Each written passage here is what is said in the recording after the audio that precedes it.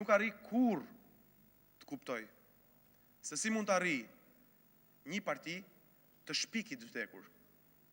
Është renditur si i vrarë në deklaratën e Partisë Demokratike shtetasi KB, i cili është vjedhur në banesë në moshën 88 vjeçare. Është paraqitur në polici, ka shkuar dhe në spital, ndërkohë një javë më pas, sipas kartelës mjekësore, ka gjetur vdekjen në shtëpi nga infarkti miokardit. 2.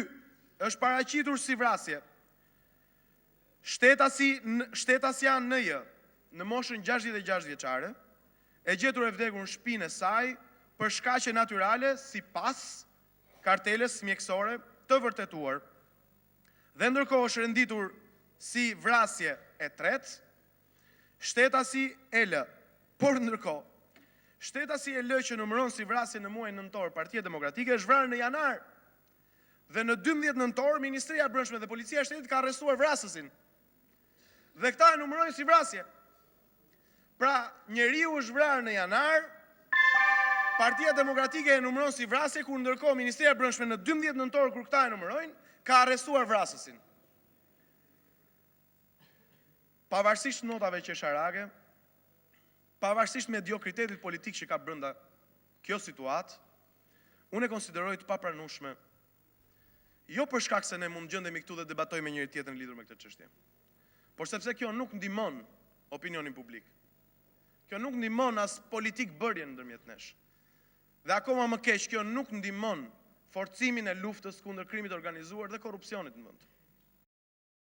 Zoti ministër, më thuaj, ka ndodhur ndonjëherë në Republikën e Shqipërisë që komunikatat operative t'i nxjerr Ministria e Brendshme dhe personalisht ministri? Kush ka punuar në Policinë e Shtetit e di shumë mirë, komunikatat i nxjerr gjithmonë policia. Pse ti ke marrë përsipër dhe bën komunikatat? Ke dalë u ke çuar letër edhe homologëve europian në lidhje me drogën. Çfarë? Që ke arritje. Ke arritje 50% më shumë se më përpara.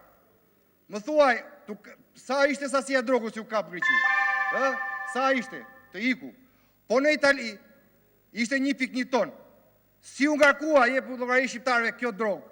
A e di ti që Peshkaregja është ngarkuar nga drejtori i policisë Durrësit dhe ka shkuar 20 milje larg portit Durrësit, ku e priste anija italiane që u kap? Çfarë rendi dhe qetësie do i ofrosh ti shqiptarëve, ku nuk i ofrove rend shokut tënd, pallatit tënd, lagjes tënde? Faleminderit.